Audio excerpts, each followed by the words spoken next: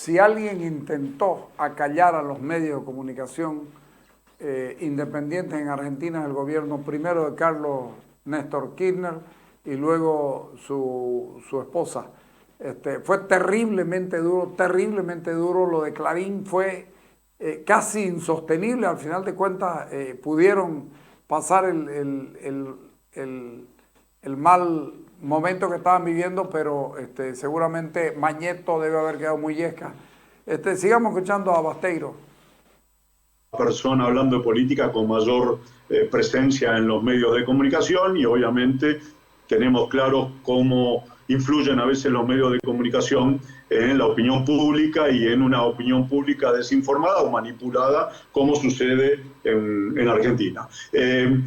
La sorpresa creo que no es no es tanta sorpresa. Se hablaba de antemano. De hecho, nuestra vicepresidenta Cristina Fernández de Kirchner hace algunas semanas atrás planteó que íbamos a una elección de 3/3 y que esa elección de 3/3 también se definía seguramente por poca diferencia en una segunda vuelta. O sea que esto no lo vamos a definir en octubre, se va a definir seguramente en noviembre en una segunda vuelta.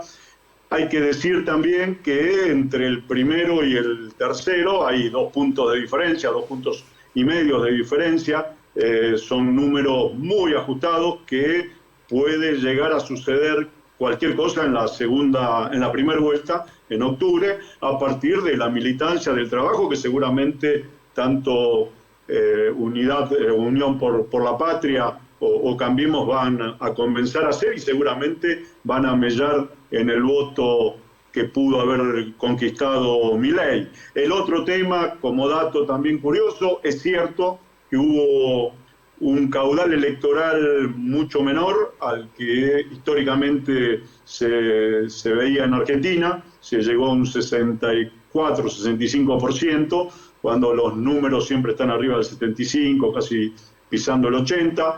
Hay ahí todavía un caudal muy grande de gente que no fue a votar en esta elección y que seguramente lo podrá hacer en octubre, y ahí hay que trabajar mucho para lograr ese voto, conquistar ese voto, hacer masivo la abstención que hasta ahora se vino dando. Y el otro dato también llamativo, según plantean encuestas y estudios que se hicieron a posteriori, antes de la elección, Milei aparentemente contiene o concentra un voto juvenil, que es muy curioso, y ya no el voto juvenil sub 40, sino el voto juvenil sub 20, menores de 20 años, que es un caudal del padrón bastante importante. En el padrón de Argentina, casi el 50% de los votantes son menores de 35 años.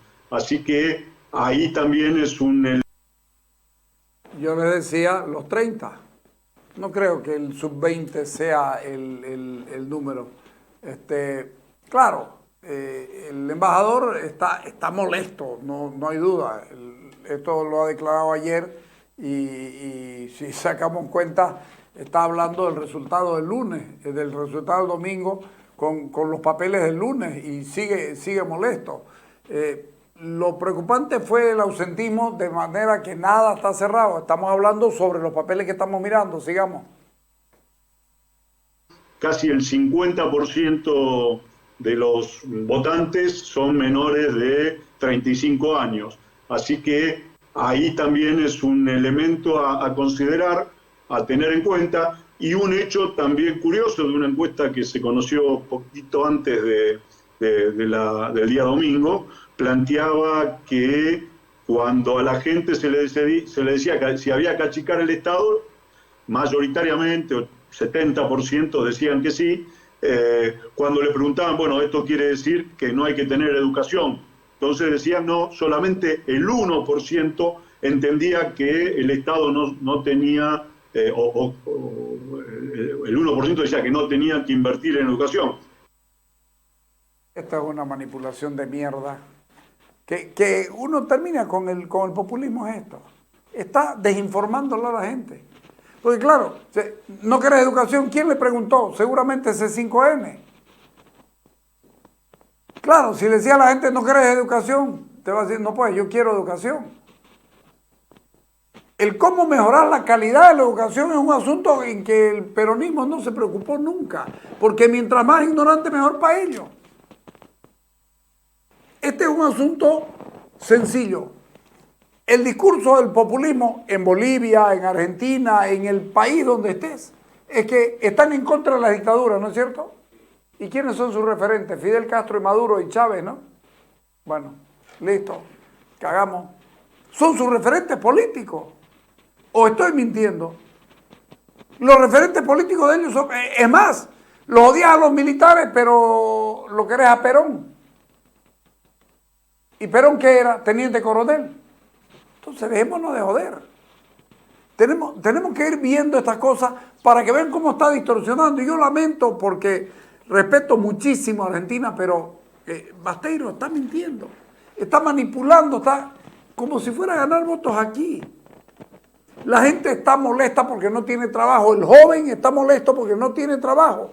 Porque ven las condiciones que ven sus padres. Pero además, el joven sabe que más allácito donde está él, hay gente que no ha trabajado en los últimos 15 años y está viviendo de los planes sociales, no te doy trabajo, te doy plata. En Argentina lo he visto, lo he conversado, lo he vivido. Hay gente boliviana que vota, que se han ido allá para recibir la pensión universal por hijo y paren todos los años para agarrar una buena cantidad de plata. Y no solamente bolivianos, paraguayos, peruanos o los mismos argentinos. Estas son realidades que uno no puede esconder. ¿Es bueno el clientelismo político? Claro que es bueno el clientelismo político para quien pretende tener clientes políticos y no un país que le sirva a la gente. Parte de eso nos pasa aquí en Bolivia. Por eso los bonos no se quitan y por eso Arce está tratando de tener segundo aguinaldo. Esto es un desastre. ¿Qué dijo José Orlando Peralta? A ver, ponelo. Es un fenómeno protesta de lo antiperonismo ideológico y del descontento social. Él representa, ¿no? Es una forma de populismo, ya, porque él tiene una forma de representar las cosas que va en contra de nosotros contra ellos, nosotros los buenos contra ellos los malos. Obviamente la situación en Argentina no es de las mejores, ¿no? Es una acumulación de situación económica crítica, social obviamente y política. Por tanto, él ha capitalizado eso, ¿no? En diferentes provincias, bueno, en provincias de Argentina, y es lo que se ha dado en este momento, contra todo pronóstico. Fíjate cómo es diferente con los otros discursos, ¿no? Que también es antiperonista, es crítica, pero así un poco más conservadora, ¿no? La otra candidata, pero él vitaliza eso y cómo encarna, representa y motiva al voto joven, ¿ya? Por tanto, él, y algo importante, él ha venido trabajando durante muchos años esto, ¿no? Con su discurso que está fuera de lo convencional, ¿ya? Y que bueno, por lo tanto, ese es el fenómeno, eso es lo que lo hace destacar, ¿no? Y aquí algo importante, creo yo, es la cuestión de que es una cara nueva en el campo político argentino, como probablemente sucede en Bolivia, o sea, que estamos en un periodo preelectoral. No vamos a decir lo novedoso, pero es la cara nueva de la política, porque obviamente Argentina viene de 15 a 20 años que ha gobernado dos. Pero, no es la cara nueva, por lo menos desde mi punto de vista, y esto lo vamos a hacer cuando lo traigamos aquí a José Orlando. Y no es la cara nueva porque es el político con más prensa en los 2 últimos años y ganó su elección como diputado, la ganó bien. Y entonces, cuando vos tenés 2 años con un nivel de exposición, ya no sos cara nueva, al contrario, es la oferta nueva, ahí estoy de acuerdo. Es la oferta nueva y es el antisistema, el que no quiere nada de eso. El que no quiere nada con los zurdos, él no quiere nada con esto, él no quiere nada con los neoliberales. Él es libertario. Te da para decir muchas cosas de la libertad. Yo tengo mis dudas de lo que él pueda hacer, pero no le voy a quitar el mérito que tiene. Su mérito se lo trabajó y se lo persiguió él solito. Sigamos escuchando a José Orlando. Porque obviamente Argentina viene de 15 a 20 años que ha gobernado dos partidos, más que todo el kirchnerismo y después Macri, que fue una gestión, pero la situación económica sigue siendo crítica, ¿ya? Y el tema de los partidos políticos, la forma como ha encarado la política, los niveles de corrupción y el descontento ha ido aumentando el descontento y él lo ha sabido capitalizar. Ojo, es muy hábil. Hay tres claves que explican el fenómeno Milei. Su habilidad de él, el descontento social generalizado, acumulado, y también no nos olvidemos de la abstención, que ese es un punto importante, ¿no? 69% de la gente ha votado.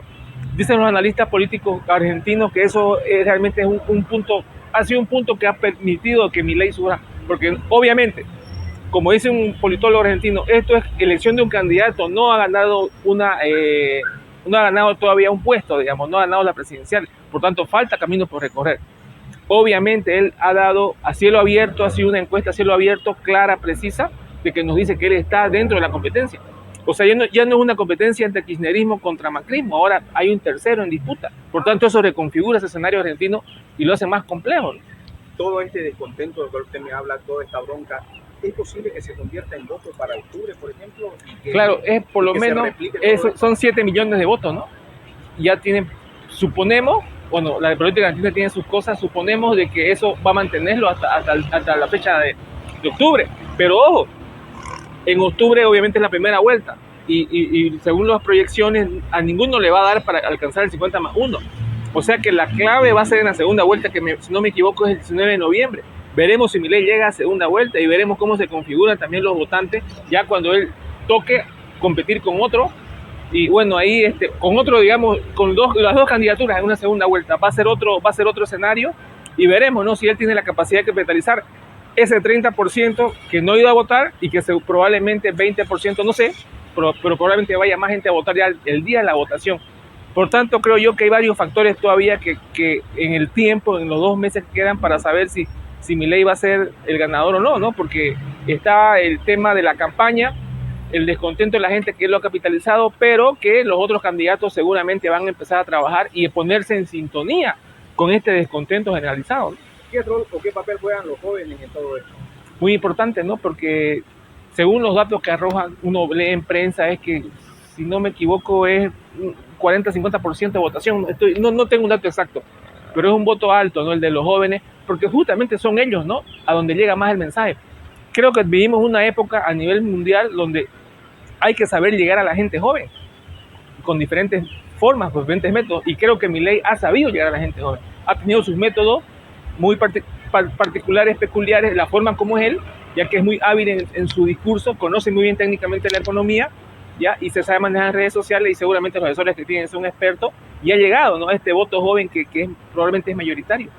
¿Cómo entiendo esto, licenciado? Usted al principio me decía que es otro populismo, pero ¿esto desplazaría al populismo de izquierda del siglo XXI?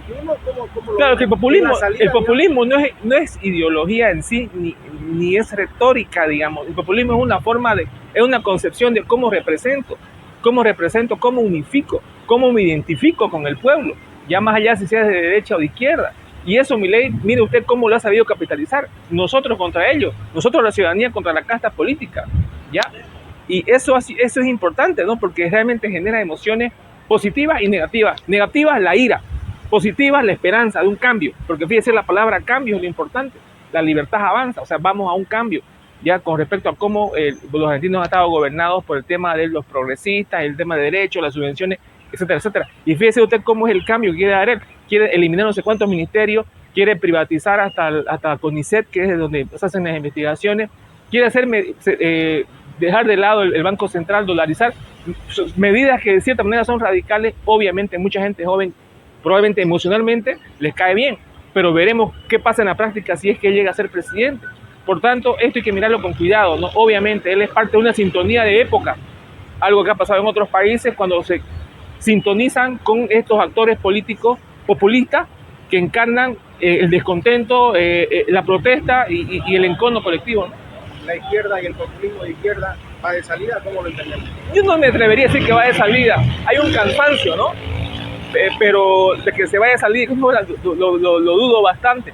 Porque fíjese usted lo que ha pasado, lo que está pasando en España.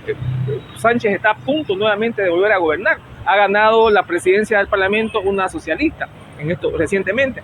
Por tanto, cada país tiene sus peculiaridades, ¿no? Obviamente hay una corriente fuerte en este momento de la derecha radical en el mundo que está posicionándose, lo que no significa que la izquierda radical o la izquierda de centro vaya a desaparecer, sino que son péndulos, ¿no?, políticos que se van dando y situaciones, circunstancias de acuerdo al momento que vive cada país.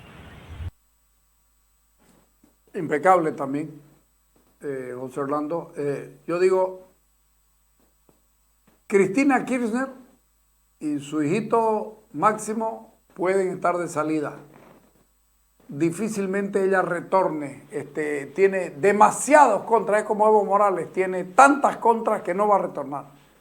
Cristina Fernández es peor que Evo Morales, tiene más contras. Ahora, la gente está con la esperanza del cambio, pero cuando comience el señor Milei a tomar algunas determinaciones, mucha gente va a decir, hey, esto no es lo que yo entendía. Esto no es lo que yo entendía y no es lo que yo quiero. El panorama está abierto todavía. Este es el populismo de derecha. El populismo sustituyó al fascismo. Y tiene adherentes en la izquierda y en la derecha. Viene de Mussolini. Y en Sudamérica fue donde mejor se posicionó con Juan Domingo Perón y en el Brasil, se me fue el nombre, no importa. Esto es así. Perón fue más hábil y la gente todavía se sigue acordando de él y no lo han conocido. No lo han conocido. Su último gobierno fue un desastre, pero no les importaba, era Perón. Entonces, creo yo que hay todavía mucho por hablar y que vamos a seguir con esto. Me apasiona, estoy todo el tiempo mirando, lo de Argentina es verdad lo que dice, lo de España es verdad lo que dice, probablemente Sánchez sea presidente de nuevo, pese a que no tiene la fuerza que necesita para gobernar bien. Aquí es interesante ver esto, porque si esto ocurre así, si Sánchez es el presidente, va a ser con el voto de Puigdemont, al cual él lo persiguió para meterlo preso y está condenado en la en el Reino Español. Entonces, ¿cómo vas a hacer? Ahora ya todos los idiomas se van a hablar y todas estas cosas, y uno se pone a pensar, ¿son duraderas estas cosas? La derecha no le alcanzó entre el Partido Popular y Vox, pero les voy a dar un detalle para que ustedes vean cómo el populismo es una cosa y cómo en algunos casos te destruye y en otras cosas, en el populismo argentino la destruyó a Cristina Fernández, que es la única beneficiada de todo, porque esto es una millonaria de verdad, pero ¿qué se llama el presidente de Ucrania? Zelensky, ¿no? Zelensky. Bueno, ya, ahora escuchen esto. ¿Sabían ustedes que es cómico? Y que también salió como salió Milei, que fue un outsider. Bueno, resultó bueno. Pero bueno, en una situación especial, en la guerra. Habría que ver cómo era en el otro lado. Es decir, hay todavía mucho por hablar y yo celebro estar sentado aquí y poder hablar de eso con todos ustedes. Nos vamos, venimos el día lunes, es tiempo de irse, ¿no? Venimos el lunes, muchas gracias. No te perdás el 15 Congreso Internacional de Gestión Humana Talent to Value, impulsando el talento hacia el alto rendimiento y sostenibilidad. Talent to Value es una mirada de gestión humana que te compromete a desarrollar talento para enfrentar desafíos logrando alto rendimiento. Es un evento de 2 jornadas con la participación de invitados especiales de Bolivia y 10 expositores internacionales de primer nivel, además de un panel de líderes en temas como transformación cultural, liderazgo, sostenibilidad y prácticas de futuro del trabajo entre otros. 24 y 25 de agosto en Fexpo Cruz en el Salón Chiquitano. Para mayor información e inscripciones, contactate con programasejecutivos@bpocenter.com.bo, celular 620-83205.